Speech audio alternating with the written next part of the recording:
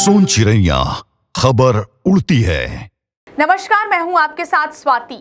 आज हम बात करेंगे मध्य प्रदेश के दमोह और छत्तीसगढ़ के बिलासपुर के दो ऐसे अस्पतालों की जहां एक फर्जी कार्डियोलॉजिस्ट ने लोगों की जान से खिलवाड़ किया है। यह कहानी है धोखे, लापरवाही और उस भरोसे की हत्या की जो एक मरीज अपने डॉक्टर और अस्पताल पर करता है।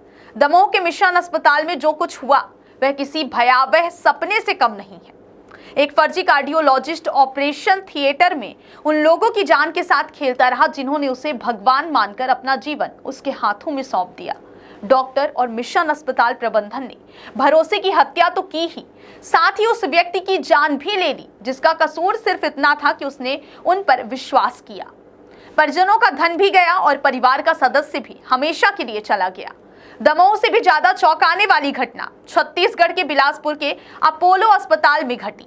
दुनिया भर में अपोलो की छवि एक बड़े कॉरपोरेट अस्पताल और मजबूत सिस्टम के लिए जानी जाती है, लेकिन बिलासपुर के अपोलो अस्पताल में जो हुआ वह कई सवाल खड़े करता है। अप टू डेट सिस्टम होने के बावजूद किस आधार पर डॉक्टर नरेंद्र विक्रमादित्य जैसे व्यक्ति को कार्डियोलॉजिस्ट के तौर पर नौकरी दी गई? क्या उनकी डिग्री, मान्यता और पहले की सेवाओं का कोई सत्यापन नहीं किया गया? दमोह की घटना और अपोलो अस्पताल में डॉक्टर विक्रमादित्य की नियुक्ति और ऑपरेशन करने की छूट ने इन बड़े अस्पतालों के पूरे सिस्टम पर गंभीर सवाल खड़े कर दिए हैं। दमोह के मिशन अस्पताल जैसी ही घटनाएं बिलासपुर के अपोलो में भी हुई। डॉक्टर नरेंद्र विक्रमादित्य ने ही कार्डियोलॉजिस्ट के तौर पर ऑपरेशन किया और जिन मरीजों का ऑपरेशन किया गया उनमें से कई आज इस दुनिया में नहीं है। ऑपरेशन के बाद उनकी तबीयत बिगड़ी और मौत हो गई, जिसके बाद परिजनों ने गलत इलाज का आरोप भी लगाया था। डॉक्टर विक्रमादित्य वर्ष 2005-06 में बिलासपुर के अपोलो अस्पताल में कार्यरत थे। इसी दौरान छत्तीसगढ़ विधानसभा के पूर्व अध्यक्ष राजेंद्र प्रसाद शुक्ल की 20 अगस्त 2006 को तबीयत बिगड़ी।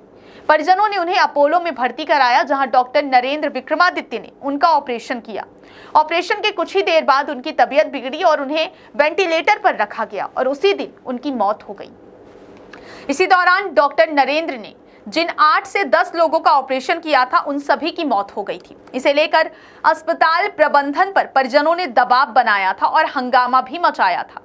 प्रोफेसर शुक्ला ने बताया कि जब अपोलो में डॉक्टर नरेंद्र के मरीजों की मौत को लेकर विवाद गहराया, तब आईएम के तत्कालीन अध्यक्ष और कार्डियोलॉजिस्ट डॉक्टर वाईएस दुबे ने इसकी जांच कराई। जांच में डॉक्टर नरेंद्र के दस्तावेज फर्जी पाए गए। उनके पास केवल एमबीबीएस की डिग्री थी, वह कार्डियोलॉजिस्ट नहीं थे। मध्य प्रदेश के दमोह मिशन अस्पताल में बीते 3 महीने में हार्ट ऑपरेशन के बाद 6 मरीजों की मौत का रिकॉर्ड सामने आया है। इनमें से 5 मरीजों के परिजनों ने राष्ट्रीय मानवाधिकार आयोग में शिकायत दर्ज कराई है। आयोग ने मिशन अस्पताल प्रबंधन को नोटिस भेजकर जवाब मांगा है। डॉक्टर नरेंद्र की नियुक्ति से संबंधित कोई भी दस्तावेज मिशन अस्पताल प्रबंधन द्वारा सीएमएचओ कार्यालय में नहीं दिया गया। सीएमएचओ को यह भी नहीं बताया गया कि डॉक्टर अखिलेश दुबे के बाद नरेंद्र की नियुक्ति कब और कैसे हुई। इसी आधार पर अस्पताल का रजिस्ट्रेशन रद्द करने की चेतावनी दी गई है। 25 मार्च को दमोह कलेक्टर ने सागर मेडिकल कॉलेज को पत्र भेजा था। डॉक्टर नरेंद्र, जो देहरादून का रहने वाला है, उसके दस्तावेजों में नाम नरेंद्र जॉन केम लिखा है। उसके पास 2006 में एमबीबीएस की डिग्री है जो आंध्र प्रदेश मेडिकल कॉलेज की है। रजिस्ट्रेशन नंबर 153427 दर्ज है, लेकिन उसने जो 3 एमडी और कार्डियोलॉजिस्ट की डिग्रियां दी हैं उनमें से किसी का भी रजिस्ट्रेशन नंबर मौजूद नहीं है। यह पूरा मामला अस्पतालों के प्रबंधन और डॉक्टरों की नियुक्ति प्रक्रिया पर गंभीर सवाल उठाता है। कैसे एक फर्जी कार्डियोलॉजिस्ट इतने लंबे समय तक लोगों की जान से खिलवाड़ करता रहा और अस्पतालों के सिस्टम को इसकी भनक तक नहीं लगी।